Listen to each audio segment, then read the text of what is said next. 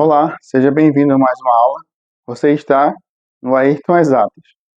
Bom, a aula de hoje vai ser sobre matemática, onde nós vamos ver o assunto de funções.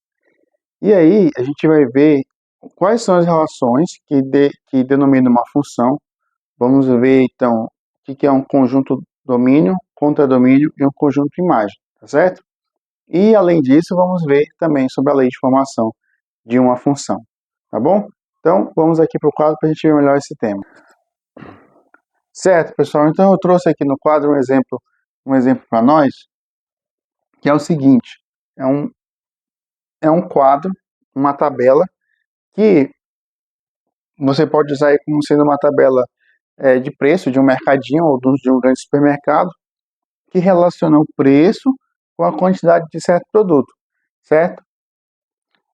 Então no preço, eu tenho aqui a quantidade que eu vou pagar, e a quantidade de produto é a quantidade que eu vou levar.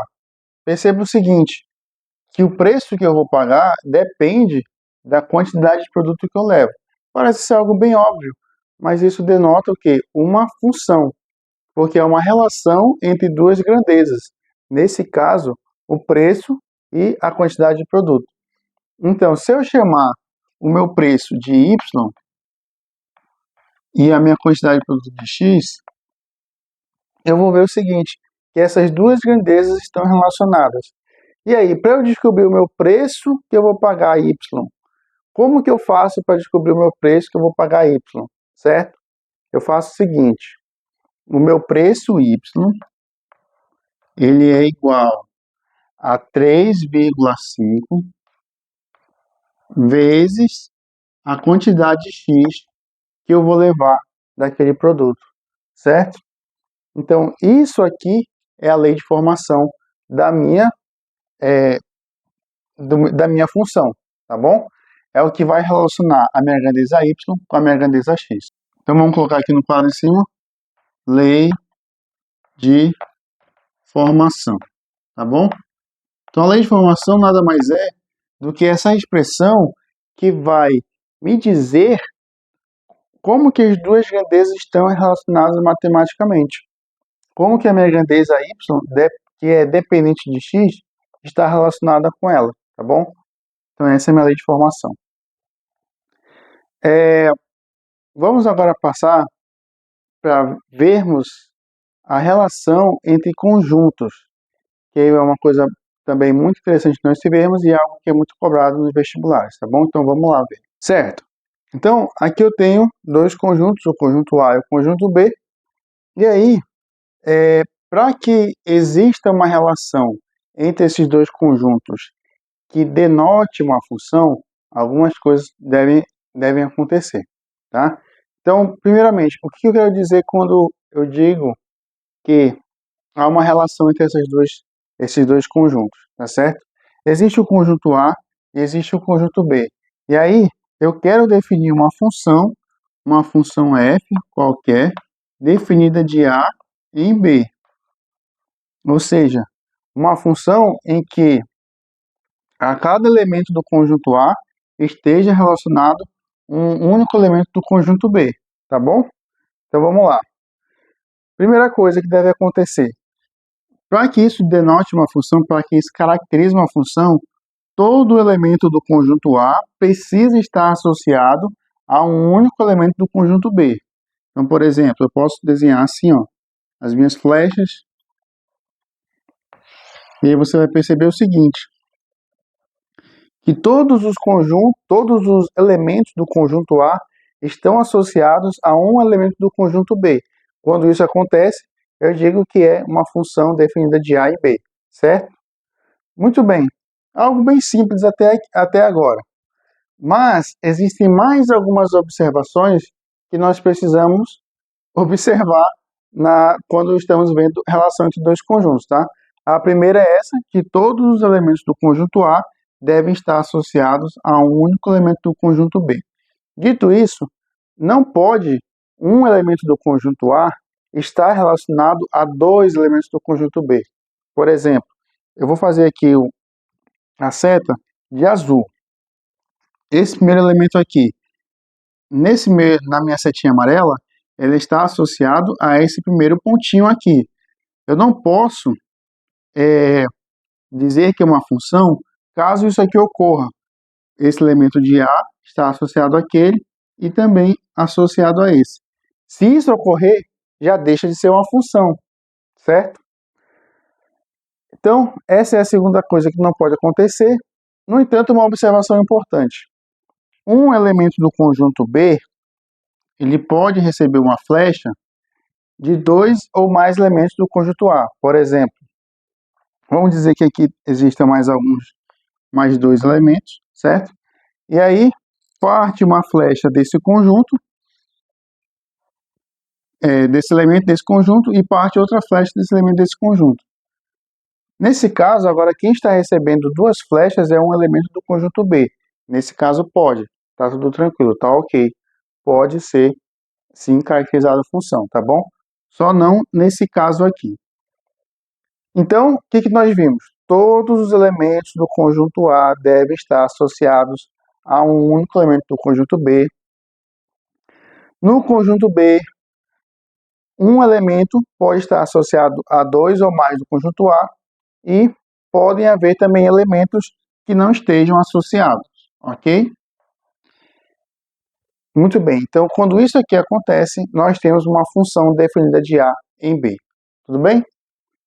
Tranquilo. Agora, eu vou apagar aqui o quadro e, ao invés desses apenas pontinhos, eu vou colocar números para que possamos ver como que se dá a notação de pares ordenados, tá bom? Então, vamos lá.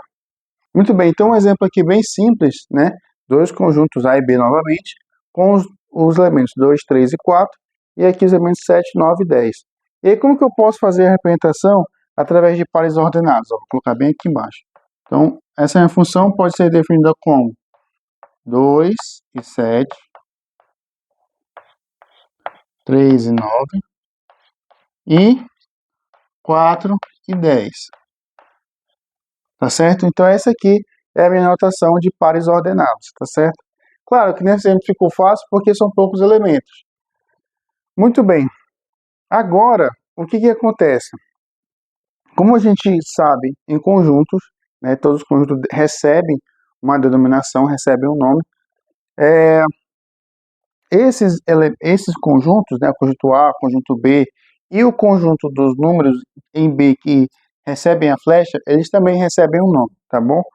Então, o conjunto A, ele é chamado de domínio da função, tá? O meu conjunto domínio. O meu conjunto B, ele é chamado de contradomínio. Contradomínio da função. E os elementos do conjunto B que recebem essas flechas, que estão associados aos elementos do conjunto A, recebem o nome de imagem. Então, o conjunto imagem, que no caso seria 7, 9 e 10. Tá legal? Agora, preste bem atenção. Vamos dizer que aqui no conjunto B, além do 7, 9 e 10, existissem o 11, o 12, o 13. Aí fica a pergunta, o 11, o 12 e o 13 fazem parte do contradomínio? Sim, fazem parte do contradomínio da minha função, né, que eu posso até colocar aqui, ó, uma função de A em B. Agora a pergunta, 11, 12 e 13 fazem parte do conjunto imagem? Não, não fazem parte do conjunto imagem, porque só quem vai fazer parte são os elementos que recebem a flecha, são os elementos associados. Tá ok? Bem tranquilo, né? Bem simples. Anota direitinho no teu caderno aí, para que você não possa se perder. E vamos fazer agora alguns exemplos para fixar melhor essa ideia na nossa mente. Certo, pessoal? Então, o primeiro exemplo, para a gente dizer se esses conjuntos aqui, essa relação, na verdade, elas caracterizam uma função. Então, vamos ver aqui no primeiro caso. Então, veja bem, o conjunto A, aí tem esses elementos que eu representei por pontinhos, e veja que cada um está associado, mas falta um carinha bem aqui.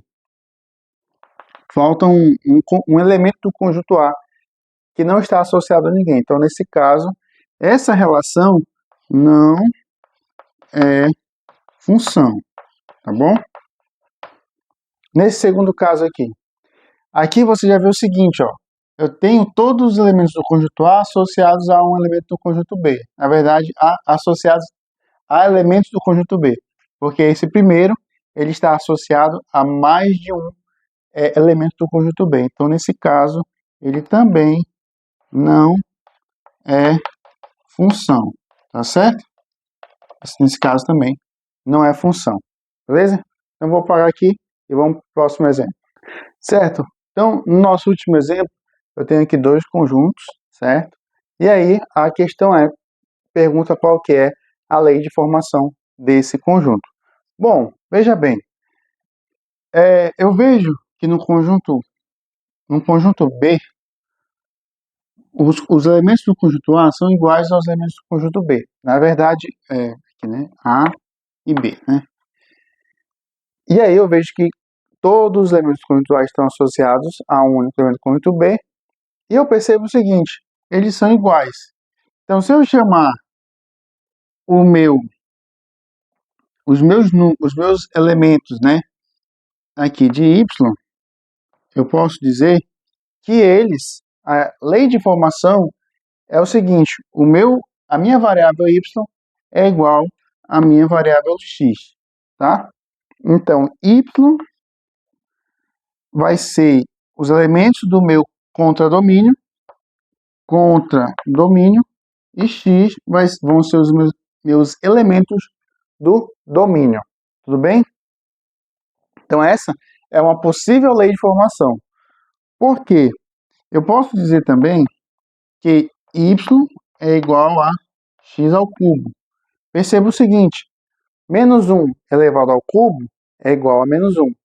0 elevado ao cubo é igual a 0. 1 elevado ao cubo é igual a 1. Então essas são duas possíveis leis de formação para essa relação entre os conjuntos A e B. Então essa relação ela é uma função definida de A e B com lei de formação y igual a x ou y igual a x ao cubo. Tudo bem? Tranquilo até aqui? Eu espero que você tenha entendido o assunto. Fique ligado que eu vou trazer mais exemplos aqui para frente, mais conteúdo, mais exercícios para poder fixar melhor a ideia, tá bom? Muito obrigado por ter ficado até aqui, um grande abraço para todos vocês e até a próxima.